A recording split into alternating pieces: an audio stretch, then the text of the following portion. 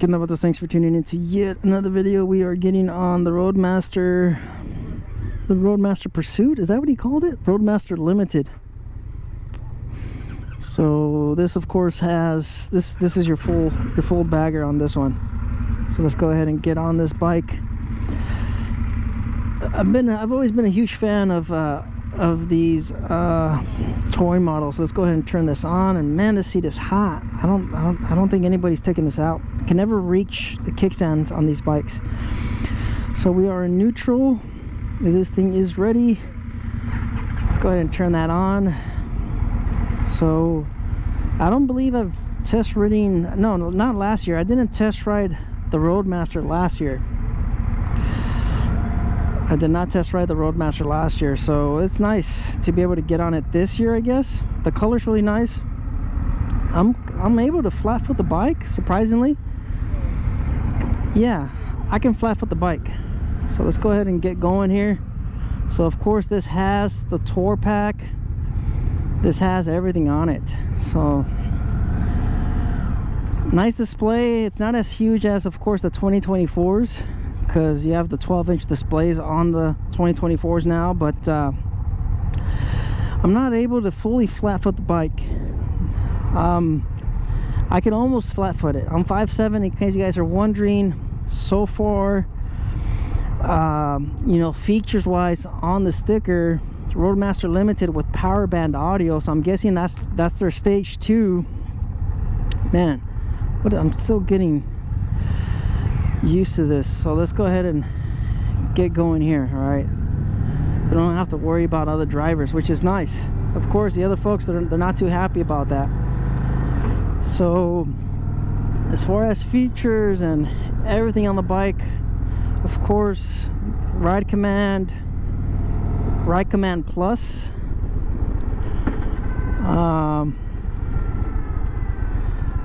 here I'll read the features off the sticker. So I don't really follow Indian, so I'm barely able to flat foot the bike. Really depends. I'm really tippy-toeing, but it's because the seat's really wide on this.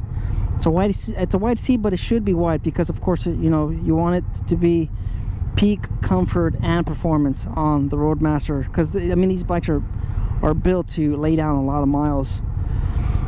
So you have a few other features here. You have a 5.5 gallon tank. I believe for the most part most Harley towing models have a 6 gallon tank, so you have a little bit more fuel range on the Harley-Davidson. You have heated grips. You have standard features. You have the chrome finish, of course. It's not blacked out, but it looks nice. You know, chrome does look nice. Chrome gets you dome. You have LEDs all the way around, which is something that Indian has been doing for a while. You have LEDs on the tour pack. You have LEDs on the turn signals and on the brake lights everywhere. So this is nice. Of course, Indian up until recently, they have now been offering LEDs. For the most part, Harleys have bulbs, or they used to have bulbs.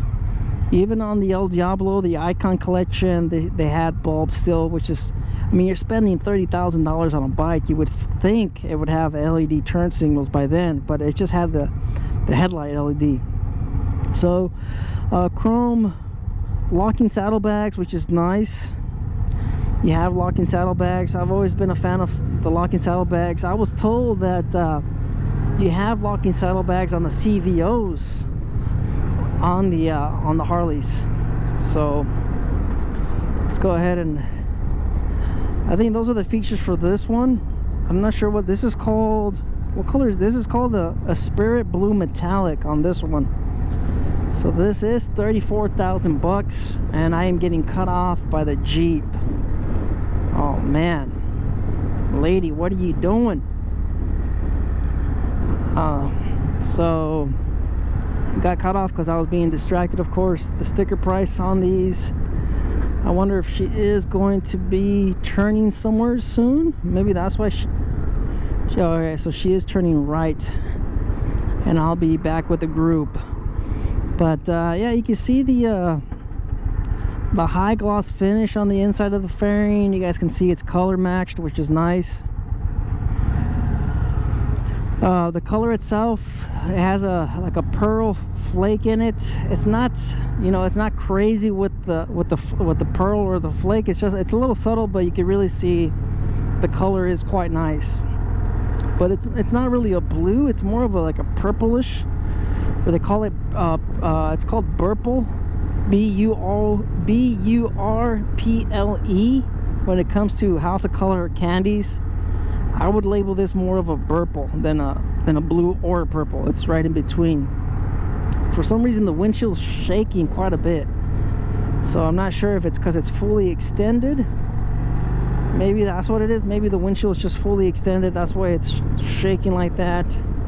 I wish I knew the controls for the windshield, because that was one of the big complaints on my videos, that the windshield wasn't working. But everybody told me it was on the left side or on the right side. I'm not gonna look for it, guys, right? I'm not gonna deal with it, but I believe it's fully extended. That's why it's shaking like that. So the display, very bright, readable, nice. You still have the analog speedos, of course. You still have the analog RPM and the miles per hour, the speed of the vehicle, and you have, of course, I believe this is a 7-inch display. But currently we're still riding on standard mode. I believe this is still standard mode. I'm pretty sure it is. So it looks like we're gonna lose some of the group unless yeah, it looks like they're gonna run the red light. So let's go ahead and see if we can get into the riding modes, which is right there, of course.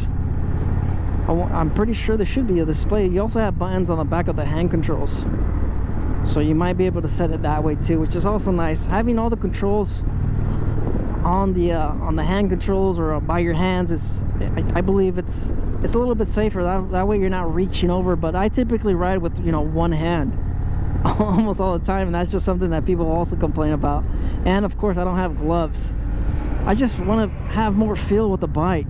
That's, you know, that's another complaint that I get on my videos. I rarely wear gloves, and I'm typically riding with one hand. So the bike feels great. As far as the rider positioning, as a 5'7" rider, I am upright.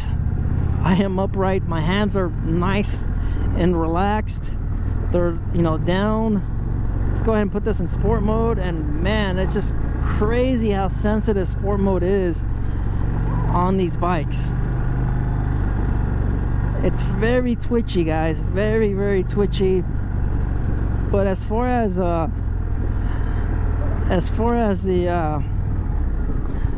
riding modes, of course, on Indians, it's always going to be this twitchy. So let's go ahead.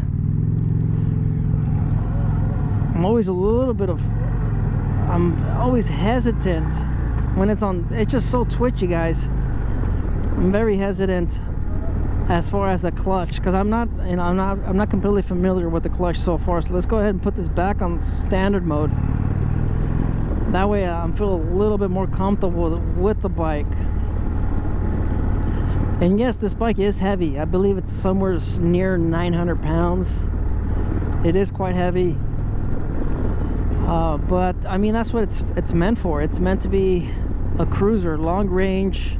That way you could, you know, fight the high winds and stuff like that, be able to put up against them and be able to handle all that stuff, all of the conditions.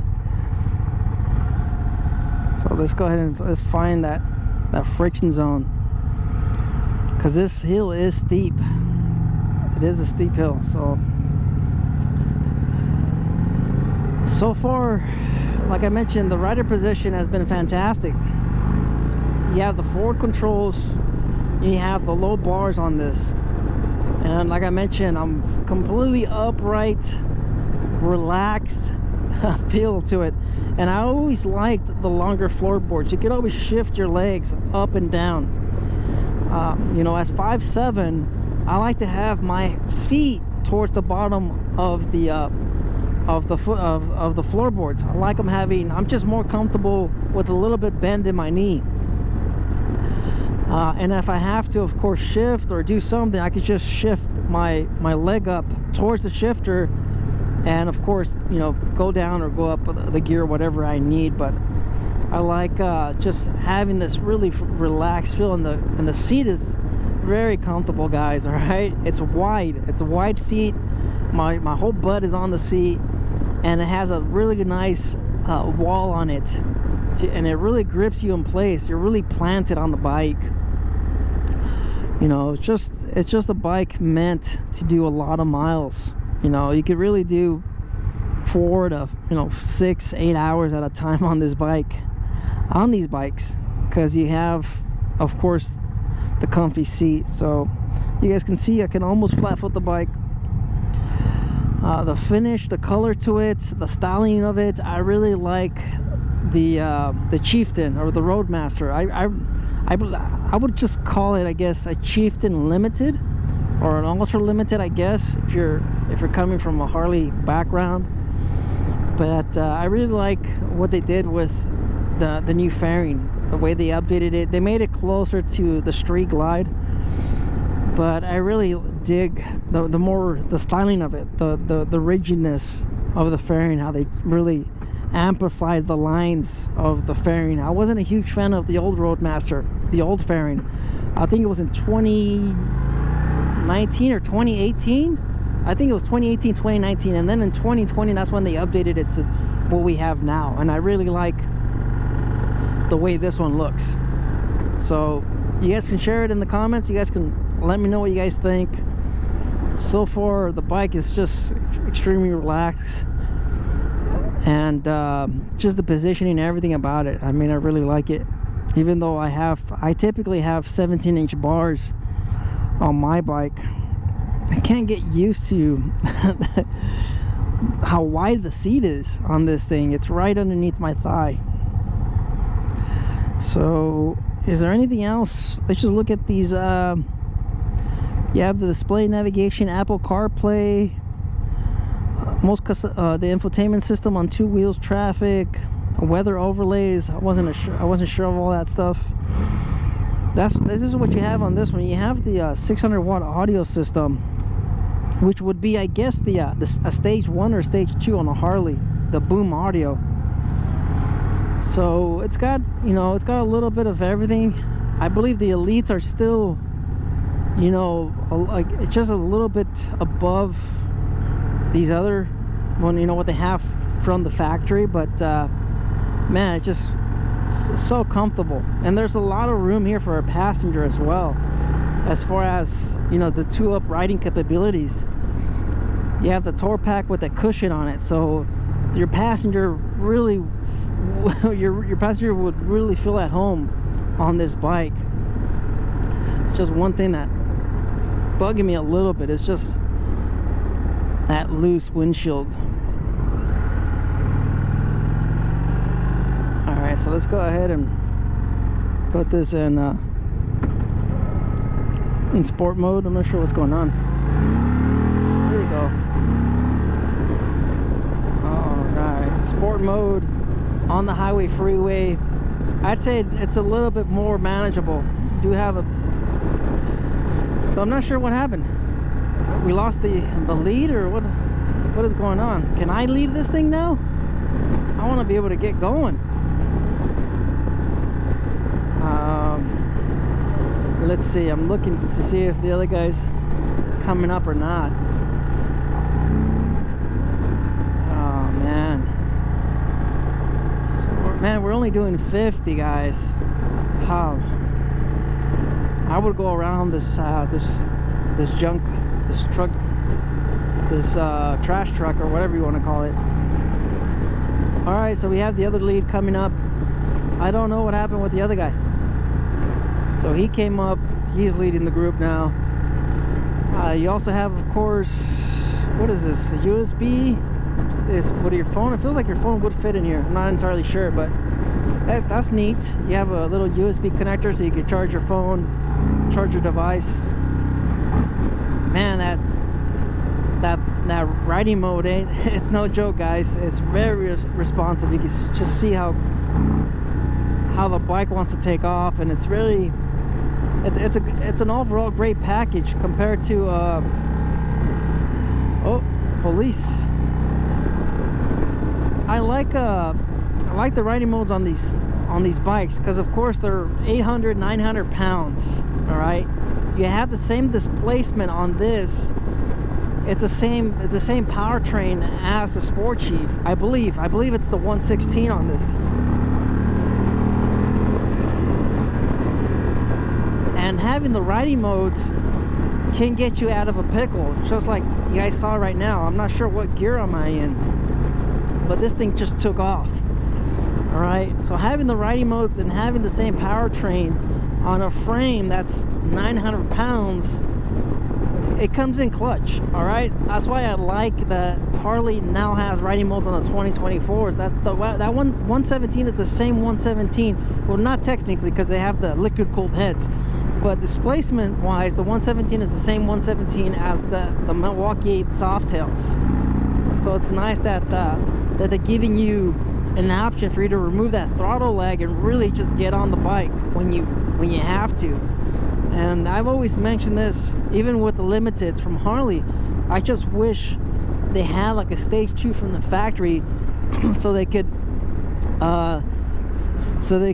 you know, handle the additional weight of a full dresser.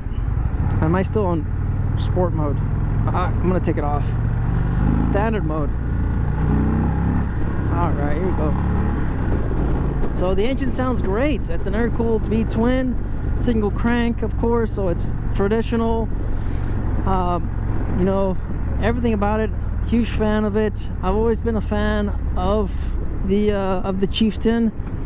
I like the Chieftain. I'm not a huge fan of the Challenger because of that fairing. I really don't like the way the fairing looks. I'm not a fan, but the way the Challenger handles and performs, I'm a huge fan of, because of course it's a modern take of the Chieftain. You know, it's a completely different bike. You have liquid cooled V-twin, and this is an air cooled single crank. So we're coming to the end of the demo ride. This might be the last one. I gotta get back to work, guys. I already cut in front of this guy, so hopefully he's not too upset about it. But yeah, we're coming to the end of the demo ride. First time riding the Roadmaster within 2 years. So far, the bike handles great. It's very nimble for what it is. But I've always mentioned that in, you know, all my videos. The Indians they just seem to be, you know, slightly better engineered when it comes to the way they handle and the way they ride. So life's a risk. Get out there and ride. Later.